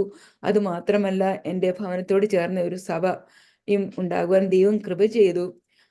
ഇന്ന് അവിടെ ആ ചർച്ചിൽ അനേകർ വന്ന് ദൈവത്തെ ആരാധിക്കുന്നു. അതുപോലെ അവിടെ ഒരു സ്നാനക്കുളം ഉണ്ടായി. അവിടെ അനേകർ സ്നാനപ്പെടുവാൻ ദൈവം സഹായിച്ചു. ഞങ്ങൾ പോകുന്ന സമയത്ത് ആ സ്നാനക്കുളം എന്ന് പറയുന്ന ആക്ച്വലി അവിടെ പട്ടുനൂൽ പുഴുവിനെ വളർത്തുന്ന ഒരു പരിപാടി ഉണ്ടായിരുന്നു. അതിനുവേണ്ടി അതിൻ്റെ വല കഴുകുവാനൊക്കെ ഉപയോഗിക്കുന്ന കിട്ടിയ ഒരു ടാങ്കായിരുന്നു, വലിയ ടാങ്കായിരുന്നു. അതാണ് പിന്നീട് സ്നാനക്കുളമായി മാറിയത്. അങ്ങനെ ദൈവം നടത്തിയ വിധങ്ങളെ ഓർത്താൽ എത്ര നന്ദി പറഞ്ഞാലും മതിയാകുകയില്ല. ഇന്ന് അവർ വളരെ വിശ്വാസത്തോടുകൂടി ദൈവത്തിൻ്റെ നല്ല സാക്ഷികളായിട്ട് ജീവിക്കുന്നു. അനേകരെ ദൈവത്തിലെയും നടത്തുവാൻ ദൈവം അവരെ ഉപയോഗിച്ചുകൊണ്ടിരിക്കുന്നു. ഞാൻ കഴിഞ്ഞ തവണ നാട്ടിൽ പോയപ്പോൾ എൻ്റെ സിസ്റ്ററിലോ ബ്രേക്ക്ഫാസ്റ്റ് ഒക്കെ ഉണ്ടാക്കുന്ന സമയത്തും വളരെ ബിസിയാണ്. ഫോൺ കോൾസ് ഒക്കെ വരികയാണ്. അപ്പോഴൊക്കെ അതിൽ കൂടി അവർക്ക് വേണ്ടി പ്രാർത്ഥിക്കുന്നു. അങ്ങനെ ഒക്കെ കാണുവാൻ എൻ്റെ ദൈവം സഹായിച്ചു. എൻ്റെ ദൈവം എത്ര വിശ്വസ്തനാണ് എന്ന് ഞാൻ എൻ്റെ കഴിഞ്ഞ കാലങ്ങളിലേക്ക് തിരിഞ്ഞു നോക്കിയിട്ട് എൻ്റെ കർത്താവിന് എത്ര സ്തുതിച്ചാലും മഹത്വപ്പെടുത്തിയാലും മതിയാകുകയില്ല. ഞങ്ങളുടെ ജീവിത പാതയിൽ, ഞങ്ങളുടെ വിഷമഘട്ടങ്ങളിൽ, ഞങ്ങളുടെ രോഗത്തിൻ്റെ അവസ്ഥകളിൽ, ഞങ്ങളുടെ കഷ്ടങ്ങൾ, ഞങ്ങളുടെ സന്തോഷത്തിൻ്റെ അവസ്ഥകളിൽ ഒക്കെയും ദൈവത്തിൻ്റെ സാന്നിധ്യം അനുഭവിച്ച് അറിഞ്ഞുകൊണ്ട് ജീവിപ്പാൻ കർത്താവ് ഞങ്ങൾക്ക് കൃപ ചെയ്തു. ഈ കർത്താവിനെ എന്നും മഹത്വപ്പെടുത്തിയും കർത്താവിൻ്റെ നാമത്തിന് വേണ്ടി പ്രയോജനമുള്ളവരായിട്ട് ജീവിക്കുക എന്നുള്ളതാണ് ഞങ്ങളുടെ ആഗ്രഹം. കർത്താവിനോട് ചേർന്നുള്ള ജീവിതം എത്ര സന്തോഷവും അനുഗ്രഹവുമാണെന്ന് ഞാൻ എൻ്റെ ജീവിതത്തിൽ രുചിച്ചറിഞ്ഞതാണ്. അതുകൊണ്ട് എന്നെ കേൾക്കുന്ന ശ്രോതാക്കളോട് ഞാൻ പറയുകയാണ്, ഈ കർത്താവ് ജീവിക്കുന്ന ദൈവമാണ്. നിങ്ങൾ രുചിച്ചറിയേണ്ട ദൈവമാണ്. നിങ്ങളുടെ ജീവിതത്തിൽ ഈ കർത്താവിനോട് അടുത്തു വന്നാൽ തീർച്ചയായും ഈ കർത്താവിനെ രുചിച്ചറിയാൻ പറ്റും നിങ്ങൾക്ക്. നിങ്ങളുടെ ജീവിതത്തിൽ അനേകരുടെ സാക്ഷ്യങ്ങൾ നിങ്ങൾ കേട്ടാൽ നിങ്ങൾക്കത് മനസ്സിലാകും. ഈ കർത്താവ് നല്ല ദൈവമാണ്. നിങ്ങൾക്ക് ഏറ്റവും അടുത്ത തുണയാണ്. നമ്മുടെ കഷ്ടങ്ങളിൽ, ഭാരങ്ങളിൽ നമ്മളോട് അടുത്ത് വന്ന് നമ്മളെ ശക്തിപ്പെടുത്തുന്ന, നമ്മളെ ബലപ്പെടുത്തുന്ന, നമ്മൾക്ക് വിടുതൽ നൽകുന്ന ദൈവമാണ്. അങ്ങനെ അത് എനിക്ക് പറയാനുള്ളൂ. അതുപോലെ ഞാൻ ഇപ്പം എൻ്റെ ജീവിതത്തിൻ്റെ പിന്നിലോട്ട് തിരിഞ്ഞു നോക്കിയാൽ സങ്കീർത്തനക്കാരൻ പറയുന്നു, ഈ ദൈവം എൻ്റെ എന്ന് പറയുന്ന പോലെ ഞാനും അത് മാത്രമേ പറയുന്നുള്ളൂ. ഈ ദൈവം എൻ്റെ ദൈവമാണ്. ഈ ദൈവത്തെ എന്നും എൻ്റെ ജീവിതാന്ത്യം വരെയും പിൻപറ്റുവാനും ഈ ദൈവത്തിന് വേണ്ടി ജീവിപ്പാനുമാണ് എൻ്റെ ആഗ്രഹം. ഇത്രയും ഇങ്ങനെ എനിക്ക് എൻ്റെ ദൈവത്തെക്കുറിച്ച് സാക്ഷിക്കാൻ നൽകി തന്ന ഈ നല്ല അവസരത്തിനായി എൻ്റെ ദൈവത്തിന് ഞാൻ നന്ദി പറയുന്നു. അതുപോലെ കർത്തൃദാസനും നന്ദി പറഞ്ഞുകൊണ്ട് ഞാൻ എൻ്റെ സാക്ഷ്യത്തിൽ നിന്നും വിരമിക്കുകയാണ്. ദൈവം എല്ലാവരെയും അനുഗ്രഹിക്കട്ടെ. ദാസി പ്രിയ മേഴ്സി മാത്യു ആൻറ്റി ജീവിതത്തില് കടന്നുപോയതായ ആ നല്ല ഓർമ്മകൾ പങ്കുവയ്ക്കുവാൻ സമയം വേർതിരിച്ചതിനെ കർത്താവിന്റെ ദാസിയുടെ നന്ദി അറിയിക്കുന്നു. ഞാൻ ഓർക്കുകയായിരുന്നു, ഒരു നാമധേയ കുടുംബത്തില് ജനിച്ച് ഒരു പ്രത്യേക സാഹചര്യത്തിൽ വളർന്നു വന്നുവെങ്കിലും കർത്താവ് വിളിച്ച് വേർതിരിച്ചതായ ആ നല്ല അനുഭവങ്ങൾ നമ്മുടെ ജീവിതത്തിൽ ഒരിക്കലും വിസ്മരിക്കാൻ കഴിയാത്തതായ ആ നല്ല ഓർമ്മകൾ. വിദ്യാഭ്യാസ കാലയളവിൽ തന്നെ, അല്ലെങ്കിൽ ഒരു പ്രൊഫഷണൽ ഫീൽഡുമായി ബന്ധപ്പെട്ട് മുന്നോട്ടിറങ്ങുന്ന സമയത്ത് തന്നെ ഒരു വ്യക്തിയുടെ ജീവിതത്തിൽ ഒരുപാട് മാറ്റങ്ങളാണ്, ഒരുപാട് ചോയ്സുകളാണ്, ഓപ്ഷൻസുകളാണ് വരുന്നത്. എന്നാൽ അതിൽ ഏറ്റവും ഉചിതമായ ഒരു തീരുമാനമായിരുന്നു യേശുവിന് വേണ്ടി ജീവിതം നയിക്കുക, കർത്താവിനെ കണ്ടുമുട്ടുക എന്ന് പറയുന്നത്. അപ്പൊ ആ ഒരു അനുഭവത്തിലേക്ക് നയിക്കപ്പെടുവാൻ തക്കവണ്ണം മറ്റൊരു വ്യക്തിയെ ദൈവം അവിടെ അയക്കുന്നു, സുവിശേഷം കേൾക്കുന്നു, ജീവിതം കർത്താവിന് വേണ്ടി സമർപ്പിക്കുന്നു, കർത്താവിന്റെ കൽപ്പനകൾ അനുസരിച്ച് പ്രമാണിച്ച് രക്ഷിക്കപ്പെട്ട് സ്നാനപ്പെട്ട് ദൈവത്തിന്റെ മകളായി തീരുന്നു, ജീവന്റെ പുസ്തകത്തിൽ പേരെഴുതപ്പെട്ടവളായി കാണുന്നു, തുടർന്ന് കുടുംബജീവിതത്തിലേക്ക് പ്രവേശിക്കുന്നു. പിന്നീട് അങ്ങോട്ട് വ്യത്യസ്തമായ ജീവിതത്തിലെ ഓരോ അനുഭവങ്ങളിലൂടെ കടന്നു പോകുകയാണ്. ഇതെല്ലാം ആയിരിക്കുമ്പോൾ തന്നെ ഒരുപാട് കണ്ണുനീർ താഴ്വരയുടെ അനുഭവങ്ങൾ ജീവിതത്തിൽ കടന്നു വരുമ്പോൾ അതിലൊന്നും കൈവിടാതെ കരം പിടിച്ച് വഴി നടത്തുന്ന കർത്താവിനോട് ചേർന്ന് നിൽപ്പാൻ തക്കവണ്ണം ജീവിതത്തില് ദൈവം കൃപ ചെയ്തത് ഓർത്ത് ഞാൻ ദൈവത്തിന് സ്തോത്രം ചെയ്യുകയാണ്. ഏറ്റവും ഒടുവിലായി ദൈവസന്നദ്ധയില് പിന്നീട് നാം കേൾക്കുകയുണ്ടായി, അഭിമുഖീകരിക്കേണ്ടി വന്നതായ അപ്രതീക്ഷിതമായ ചില രോഗങ്ങൾ. അവന്റെ ദാസിക്ക് ഡോക്ടേഴ്സ് പറഞ്ഞു കീമോതെറാപ്പി അല്ലെങ്കിൽ റേഡിയേഷൻ തുടങ്ങിയതായ ചികിത്സകൾക്ക് വിധേയമാകേണ്ടുന്ന നിലവാരത്തിലേക്ക് അതിന്റെ ചികിത്സകൾ ആ ഒരു നിലയിൽ ആരംഭിക്കുവാൻ തക്കവണ്ണം സജസ്റ്റ് ചെയ്തപ്പോൾ അതിന്റെ ഒരു ആവശ്യമില്ല, ഞാൻ അങ്ങോട്ട് മെഡിസിൻ എടുക്കില്ല, എൻ്റെ കർത്താവ് എനിക്ക് സൗഖ്യം തരും എന്നുള്ളതായ ആ ഉറപ്പ് ആമേന് ആ ഒരു തീരുമാനത്തിലേക്ക് നയിക്കുകയും ആമേൻ ഒരു ചികിത്സ കൂടാതെ തന്നെ അത്ഭുതകരമായ ഒരു സൗഖ്യം ആമേന് ആ രോഗത്തിന് ആ വിഷയത്തിന് ലഭിക്കുവാൻ ഇടയായി തീർന്നു. സ്തോത്രം. അപ്പോൾ അവിടെ അമ്മാമയ്ക്ക് വിഷയത്തിന് മറുപടി വിടുതൽ ലഭിച്ചു കഴിഞ്ഞപ്പോൾ മറു സൈഡിൽ അത് സംബന്ധിച്ചുള്ളതായ മറ്റൊരു പ്രയാസവും പല രോഗങ്ങളിലൂടെ പ്രിയ മതിചായന്റെ ജീവിതത്തിലേക്ക് രോഗങ്ങൾ കടന്നു വരുന്നു. പ്രിയപ്പെട്ടവന് പല നിലകളിലാണ് ആ പ്രതിസന്ധിയുടെ നടുവിലൂടെ കടന്നു പോകാൻ തക്കവണ്ണം ഇടയായി തീർന്നത്. എന്നാൽ സ്വർഗത്തിലെ ദൈവത്തിന്റെ മഹാകരുണയാൽ അതിന് ഒരു ക്രമീകരണം ദൈവം കൊടുക്കുവാൻ ഇടയായി തീർന്നു. ഞാൻ ഓർക്കുകയായിരുന്നു, പലപ്പോഴും മനുഷ്യന് ഇന്ന് ലോകത്ത് പണമുണ്ടെങ്കിലോ വിദ്യാഭ്യാസമുണ്ടെങ്കിലോ മറ്റ് പിടിപാടുകൾ ഉണ്ടെങ്കിലോ ഒക്കെ ചില സന്ദർഭങ്ങൾ ചില സാഹചര്യങ്ങളിൽ അതിനൊന്നിനും നമ്മെ സഹായിപ്പാൻ കഴിയത്തില്ല. അതിനൊന്നിനും നമ്മളെ രക്ഷിപ്പാനോ സഹായിപ്പാനോ കഴിയത്തില്ല. നമ്മൾ ഒറ്റപ്പെട്ടവരായിത്തീരും, കൈവിടപ്പെട്ടവരായിത്തീരും, നിസ്സഹായരായിത്തീരും. നമുക്ക് എന്ത് ചെയ്യണമെന്നറിയാതെ നമ്മൾ ആശങ്കയിലായിരിക്കുമ്പോൾ നമ്മെ ആശ്വസിപ്പിക്കുന്ന, നമ്മെ സഹായിക്കുന്ന സർവശക്തനായ ഒരു ദൈവമുണ്ട്. കർത്താവായ യേശു ക്രിസ്തുവിന്റെ അടുക്കൽ ഏത് രോഗി വന്നുവോ അവരെ എല്ലാം കർത്താവ് സൗഖ്യമാക്കി. അവനെ തൊട്ടവര് സൗഖ്യമായി, അവൻ തൊട്ടവര് സൗഖ്യമായി. നമ്മുടെ കർത്താവ് ആമേന് ഈ ഭൂമിയില് പരസ്യ ശുശ്രൂഷ കാലയളവില് ആമേന് നിരവധി രോഗികളെ സൗഖ്യമാക്കുവാനിടയായി തീർന്നു. ആ യേശുവിന്റെ നാമത്തിൽ ഇന്നും അത്ഭുതങ്ങളും അടയാളങ്ങളും നടക്കുന്നു. ആമേൻ. ഈ വാത്സല്യ കുടുംബത്തിലും ആ അത്ഭുതകരമായ ഒരു അനുഭവം, ആ ഒരു വിടുതല് അനുഭവിപ്പാൻ കർത്താവ് കൃപ ചെയ്തത് ഓർത്ത് ദൈവത്തിന് സ്തോത്രം ചെയ്യുന്നു. ഞങ്ങളെ ശ്രവിക്കുന്ന മാന്യപ്രേക്ഷകരെ, നിങ്ങളുടെയും ജീവിതത്തില് നിങ്ങൾ കടന്നു പോകുന്ന, നിങ്ങൾ അഭിമുഖീകരിക്കുന്ന സങ്കീർണമായ സാഹചര്യങ്ങൾ എത്ര ഭയാനകമായിരുന്നാലും അതിന്റെ നടുവിൽ നിങ്ങളെ രക്ഷിപ്പാൻ, നിങ്ങളെ സൗഖ്യമാക്കുവാൻ, നിങ്ങളെ പൂർണ്ണമായി വിടുവിക്കുവാൻ കഴിവുള്ള ഒരു ദൈവമുണ്ട്. കർത്താവായ യേശു ക്രിസ്തുവിൽ താങ്കൾ വിശ്വസിക്കൂ. ആ യേശുവിനെ നിങ്ങളെ പൂർണ്ണമായി രക്ഷിപ്പാൻ കഴിയും എന്ന് ഞങ്ങളുടെ അനുഭവങ്ങളിലൂടെ ഞങ്ങൾ പങ്കുവയ്ക്കുമ്പോൾ നിങ്ങൾക്ക് വേണ്ടി ഞങ്ങൾ ഒരു നിമിഷം പ്രാർത്ഥിക്കാം. ആ യേശുവിന്റെ മുൻപാകെ കർത്താവേ, ഞാനും എൻ്റെ കുടുംബവും എന്നെ തന്നെ സമർപ്പിക്കും. ഒരുപക്ഷെങ്കിൽ നിങ്ങളുടെ കുഞ്ഞുങ്ങൾക്ക് വേണ്ടി നിങ്ങൾ കരയുന്നവരായിരിക്കാം, സഹോദരങ്ങൾക്ക് വേണ്ടി കരയുന്നവരായിരിക്കാം, ഭർത്താവിന് വേണ്ടി, ഭാര്യയ്ക്ക് വേണ്ടി കരയുന്ന പ്രിയപ്പെട്ടവരായിരിക്കാം, അതല്ല മാതാപിതാക്കന്മാർക്ക് വേണ്ടി കരയുന്ന പ്രിയപ്പെട്ടവരായിരിക്കാം. ആർക്ക് വേണ്ടി നിങ്ങൾ കരയുന്നവരായിരുന്നാലും, അവരെ ഓർത്ത് നിങ്ങൾ ഭാരപ്പെടുന്നവരായിരുന്നാലും, നിങ്ങളെ പൂർണ്ണമായി രക്ഷിപ്പാൻ കഴിവുള്ള നാഥനായ യേശുനാഥൻ നിങ്ങളുടെ അടുക്കൽ, നിങ്ങളുടെ സാമീപ്യം നിൽക്കുക. ഞങ്ങൾ നിങ്ങൾക്ക് വേണ്ടി പ്രാർത്ഥിക്കാം. ഒരു നിമിഷം കണ്ണുകളെ അടയ്ക്കൂ, ഒരു നിമിഷം ഹൃദയങ്ങളെ ആഗ്രഹമാക്കൂ. യേശുവേ, അങ്ങനെ രക്ഷിക്കണമേ, അങ്ങനെ സൗഖ്യമാക്കണമേ എന്ന് ഒരു നിമിഷം പ്രാർത്ഥിക്കൂ. ഞങ്ങളെ ശ്രവിക്കുമ്പോൾ പല പ്രിയപ്പെട്ടവർ ഒരു പക്ഷെങ്കിൽ ആമേനെ റേഡിയേഷനുകളും കീമോതെറാപ്പികളും എടുക്കുന്ന പ്രിയപ്പെട്ടവരുണ്ടായിരിക്കാം. അതല്ല ഐസിയു ബെഡിൽ കിടക്കുന്നവരായിരിക്കാം. തീവ്രമായ രോഗികളായി ചികിത്സയ്ക്ക് വിധേയപ്പെട്ടവരായ പ്രിയപ്പെട്ടവരായിരിക്കാം. ഒരുപക്ഷെ ജീവിതം മടുത്തു, എനിക്കിനി ജീവിക്കണ്ട എന്ന് വിചാരിച്ച് ആത്മഹത്യക്ക് വേണ്ടി പ്ലാൻ ചെയ്തുകൊണ്ടിരിക്കുന്ന പ്രിയപ്പെട്ടവരായിരിക്കാം. അതല്ല ഒരുപക്ഷെങ്കിൽ മദ്യത്തിനും മയക്കുമരുന്നിനും അടിമയായ ഒരുപക്ഷെങ്കിൽ ജീവിതത്തിൽ സമാധാനവും സ്വസ്ഥതയും ഇല്ലാതെ ജീവിക്കുന്ന പ്രിയപ്പെട്ടവരായിരിക്കാം. അതല്ല കുടുംബത്തിൽ സമാധാനമില്ലാതെ സ്വസ്ഥതയില്ലാതെ ജീവിക്കുന്ന പ്രിയപ്പെട്ടവരായിരിക്കാം. കുഞ്ഞുങ്ങളെ ഓർത്ത് ആശങ്കപ്പെടുന്ന പ്രിയപ്പെട്ടവരായിരിക്കാം.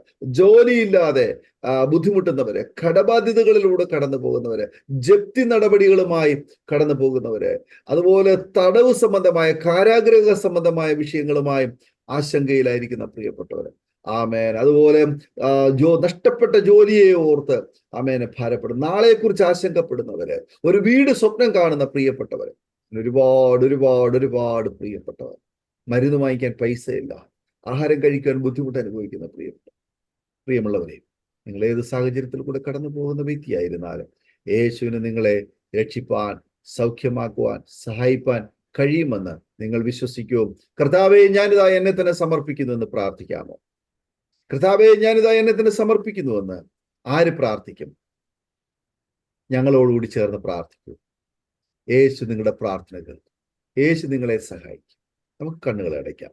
നമ്മൾ ഒരുമിച്ച് പ്രാർത്ഥിക്കുമ്പോൾ അരോമ ടിവിയിലെ പ്രേക്ഷകർക്ക് വേണ്ടി കർത്താവിന്റെ ദാസി മേഴ്സി ആന്റി ആമേന് ഒരു വാക്കിൽ പ്രാർത്ഥിക്കാം. സ്തോത്രം.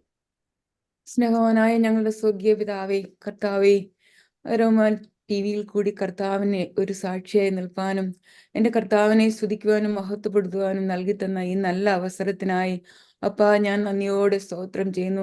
സകല മാനവും മഹത്വം എൻ്റെ കർത്താവിൻ്റെ പാദപീഠത്തിൽ അർപ്പിക്കുകയാണ്. കർത്താവെ, അങ്ങ് കാൽവരിയിൽ യാഗമായി അങ്ങയുടെ അവസാനത്തെ തുള്ളി രക്തം വരെ ഒഴുക്കി ഞങ്ങളെ വീണ്ടെടുത്ത ദൈവമാണ്. കർത്താവെ, നന്ദിയോടെ സ്തോത്രം. നിന്റെ സ്നേഹം ഞങ്ങളെ തേടി വന്നതുകൊണ്ട് കർത്താവെ നന്ദിയോടെ സ്തുതിക്കുന്നപ്പാ. സ്തോത്രം. ഞങ്ങൾക്ക് നല്ല ഈ ലോകം മുഴുവനുള്ള ജനങ്ങൾക്ക് വേണ്ടി കാൽവരിയിൽ യാഗമായി തീർന്ന കർത്താവെ, നന്ദിയോടെ സ്തോത്രം ചെയ്യുന്നു കർത്താവെ. ദൈവമേ, നീ അനേകരെ ദൈവത്തിൽ അങ്ങയിലേക്ക് ആകർഷിക്കുമാറാകണമേ എന്ന് പ്രാർത്ഥിക്കുന്ന കർത്താവെ. ദൈവമേ, ഈ സത്യം മനസ്സിലാക്കുവാൻ ജനങ്ങളുടെ ഹൃദയ കണ്ണുകളെ തുറക്കുമാറാകണമേ എന്ന് പ്രാർത്ഥിക്കുന്നു. നാഥാ, സ്തോത്രം.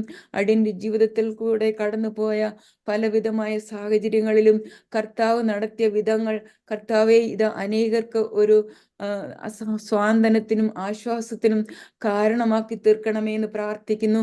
അവരുടെ ഹൃദയങ്ങളോട് ഇടപെടുമാറാകണമേ. അങ്ങ് ജീവിക്കുന്ന ദൈവമെന്ന് മനസ്സിലാക്കി കൊടുക്കണമേ കർത്താവെ. അങ്ങനെയുള്ളവർക്ക് ഭാരങ്ങളിലും പ്രയാസങ്ങളിലും രോഗങ്ങളിലും ദുഃഖങ്ങളിലൂടെയും പലവിധമായ വിഷമങ്ങളിലൂടെ കടന്നു പോകുന്ന നിന്റെ മക്കളോട് കർത്താവെ കരുണ ചെയ്യണമേ. നീ അവരുടെ ഹൃദയങ്ങളെ തുറക്കുമാറാകണമേ. ഇന്നല്ല കർത്താവിനെ രുചിച്ചറിയുവാൻ കർത്താവെ നീ അവർക്ക് കൃപ കൊടുക്കണമേ എന്ന് പ്രാർത്ഥിക്കുന്നു. ദൈവമേ, അവരുടെ ഹൃദയ കണ്ണുകളെ തുറക്കുമാറാകണമേ. കർത്താവിനെ രുചിച്ചറിയുവാൻ നീ അവർക്ക് കൃപ കൊടുക്കണമേ. അപ്പാ, ഞങ്ങൾക്ക് നൽകി തന്ന എല്ലാ കൃപകൾക്കായി നന്ദിയോടെ സ്തുതിക്കുവാണ് കർത്താവെ. ഈ ലോകം കർത്താവെ അതിൻ്റെ അന്ത്യത്തിലേക്ക് നീങ്ങിക്കൊണ്ടിരിക്കുമ്പോൾ കർത്താവെ, ദൈവമേ, അനേകർ ഇനിയും ദൈവത്തെ കണ്ടുമുട്ടുവാനുണ്ട് കർത്താവെ. അപ്പാ, ആ ജനതയോട് കരുണ തോന്നണമേ. അങ്ങ് ആകർഷിക്കുമാറാകണമേ. അങ്ങ് ആകർഷിച്ചിട്ടല്ലാതെ ആർക്കും ദൈവസന്നിധിയിൽ കടന്നു വരുവാൻ കഴിയുകയില്ലല്ലോ പിതാവേ.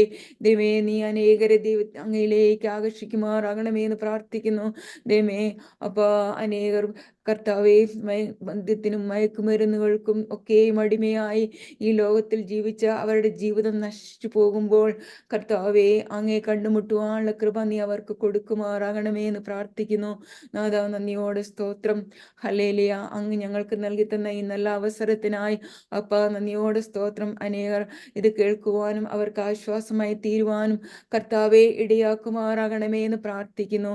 അതിനെ നന്ദിയോടെ സ്തോത്രം. കർത്താവെ, കർത്തൃദാസിനെ കുടുംബമായി അങ്ങയുടെ കരങ്ങളിൽ സമർപ്പിക്കുന്നു. അങ്ങയുടെ ദാസൻ ചെയ്യുന്ന എല്ലാ മിനിസ്ട്രികളെയും എൻ്റെ കർത്താവ് അനുഗ്രഹിച്ച് കർത്താവെ അനേകർക്ക് ആശ്വാസമാക്കി നിർത്തിയിരിക്കാൻ നന്ദിയോടെ സ്തോത്രം. ഇനിയും അധികമായി എൻ്റെ കർത്താവിൻ്റെ നാമത്തിന് വേണ്ടി പ്രയോജനപ്പെടുവാൻ കർത്താവെ കൃപ ചെയ്യണമേ. ദൈവമേ, കർത്തൃദാസിയെയും കുഞ്ഞുങ്ങളെയും അങ്ങയുടെ കരങ്ങളിൽ സമർപ്പിക്കുകയാണ് കർത്താവെ. അവരുടെ എല്ലാ ആവശ്യങ്ങളുടെ മേലും എൻ്റെ കർത്താവിൻ്റെ കരവും കൂടിയിരുന്ന് സഹായിക്കണമേ. അങ്ങയുടെ കൃപയും കരുണയും കൂടിയിരിക്കണമേ. അങ്ങയുടെ നാമത്തിനു വേണ്ടി അധികം പ്രയോജനപ്പെടുവാൻ അനേകരെ ദൈവത്തിങ്കിലേക്ക് നടത്തുവാൻ കർത്താവെ അങ്ങ് കൃപ ചെയ്യണമേ എന്ന് പ്രാർത്ഥിക്കുന്നു. അതുപോലെ കർത്താവെ, ഇനിയും അധിക സാക്ഷികൾ കർത്താവെ ഇതുപോലെ അനേക കടന്നു വരുവാനും ദൈവത്തെ സ്തുതിക്കുവാനും മഹത്വപ്പെടുത്തുവാനും അങ്ങയുടെ സാക്ഷികളായിട്ട് നിൽക്കുവാനും ഈ അരോമ ടിവിയിൽ കൂടെ അങ്ങയുടെ സാക്ഷ്യം വഹിക്കുവാൻ കർത്താവെ ഇടയാക്കുമാറാകണമേ എന്ന് പ്രാർത്ഥിക്കുന്നു. കർത്താവെ, അങ്ങ് ചെയ്ത എല്ലാ ഉപകാരങ്ങൾക്കും എല്ലാ നന്മകൾക്കായും നന്ദിയോടെ സ്തുതിക്കുന്നു. അങ്ങ് ജീവിക്കുന്ന ദൈവമാകിയാൽ നന്ദിയോടെ സ്തോത്രം. അങ്ങ് സകലത്തിനും മതിയായ പിതാവാകിയാൽ നന്ദിയോടെ സ്തോത്രം. സകല മാനവും മഹത്വവും എൻ്റെ കർത്താവിൻ്റെ പാദപീഠത്തിൽ അർപ്പിച്ചുകൊണ്ട് ദൈവനാമത്തിൽ യേശു ക്രിസ്തുവിന്റെ നാമത്തിൽ അപേക്ഷിക്കുന്നു. സകലവും യേശുവിന്റെ നാമത്തിൽ തന്നെ. ആമേൻ. ആമേൻ. ആമേൻ. Praise the lord. വളരെ നന്ദി കർത്താവിന്റെ ആസിപ്രിയ മേഴ്സി മാത്യു ആന്റി. ഇത്രത്തോളം സമയം അനുഗ്രഹിക്കപ്പെട്ട ജീവിതാനുഭവവും സാക്ഷ്യവും പങ്കുവയ്ക്കുന്നതിന് അരോമ ടിവിയിലെ സമയം വേർതിരിച്ചതിന് കർത്താവിന്റെ ആശീർവാദം നന്ദി സ്നേഹം അറിയിക്കുന്നു. കർത്താവ് ധാരാളമായി അനുഗ്രഹിക്കുമാറാകട്ടെ. അതുപോലെ തന്നെ ഞങ്ങളെ ശ്രവിച്ചുകൊണ്ടിരുന്ന മാന്യ പ്രേക്ഷകരോടുള്ളതായ സ്നേഹവും നന്ദി ഞങ്ങൾ അറിയിക്കുന്നു. നിങ്ങൾക്ക് ഈ സാക്ഷ്യം അനുഗ്രഹമായി തീർന്നുവെങ്കിൽ തീർച്ചയായിട്ടും നിങ്ങളുടെ പ്രിയപ്പെട്ടവർക്ക്, സുഹൃത്തുക്കൾ കൂടി ഷെയർ ചെയ്ത് കൊടുക്കുക. അവർ കേൾക്കിട്ട് അനുഗ്രഹിക്കപ്പെടട്ടെ. അതിലൂടെ ദൈവത്തിന് മഹത്വം ഉണ്ടാകും. മാത്രമല്ല, നിങ്ങളുടെ വിലയേറിയ അഭിപ്രായങ്ങളും നിർദ്ദേശങ്ങളും കമന്റ് ബോക്സിൽ നിങ്ങൾക്ക് രേഖപ്പെടുത്തുക. അതുപോലെ തന്നെ നിങ്ങൾക്ക് വാട്സപ്പിൽ ഞങ്ങളെ വിവരങ്ങൾ അറിയിക്കാം. നിങ്ങൾക്കൊരു പ്രാർത്ഥനാ വിഷയമുണ്ടെങ്കിൽ ഞങ്ങളെ വാട്സപ്പിൽ മെസ്സേജ് അയക്കൂ. ഞങ്ങൾ നിങ്ങൾക്ക് വേണ്ടി, നിങ്ങളുടെ വിഷയങ്ങൾക്ക് വേണ്ടി പ്രാർത്ഥിക്കുന്നതായിരിക്കും. അടുത്ത അനുഗ്രഹിക്കപ്പെട്ട ഒരു സാക്ഷ്യവുമായി ആമേൻ വീണ്ടും കാണുമ്പോഴേയും എല്ലാവർക്കും good bye. God bless you all. ഓർമ്മയുടെ മനോരഥത്തിൽ മായാത്ത ഓർമ്മയ്ക്കായി അരോമ മാട്രിമോണിയിൽ നിന്നും ജീവിത പങ്കാളിയെ കണ്ടെത്തൂ. നിങ്ങൾ ഒരു ക്രിസ്തീയ ജീവിത പങ്കാളിയെ അന്വേഷിക്കുകയാണോ? അതോ മക്കൾക്ക് അനുയോജ്യമായ ഒരു തക്ക തുണയ്ക്ക് വേണ്ടി പ്രാർത്ഥിക്കുന്ന വ്യക്തിയാണോ? എങ്കിൽ അരോമ മാട്രിമോണി നിങ്ങൾക്ക് വേണ്ടിയാണ്. ഇന്നു തന്നെ സൗജന്യമായി രജിസ്റ്റർ ചെയ്യൂ. അരോമ മാട്രിമോണിയുടെ പ്രത്യേകതകൾ: രജിസ്ട്രേഷൻ തികച്ചും സൗജന്യം. ലോകത്തെവിടെയുമുള്ള അനുയോജ്യമായ ക്രിസ്തീയ ജീവിത പങ്കാളിയെ തിരഞ്ഞെടുക്കാം. വിവാഹം നടക്കുന്നതുവരെ സർവീസ് ലഭിക്കുന്നു. ഏറ്റവും ചെറിയ പാക്കേജുകളും തിരഞ്ഞെടുക്കാം. അരോമ മാട്രിമോണി നിങ്ങൾക്കായി ഒരുക്കുന്നു വിവാഹം പരമാനന്ദം. Email aroma matrimony2020@gmail.com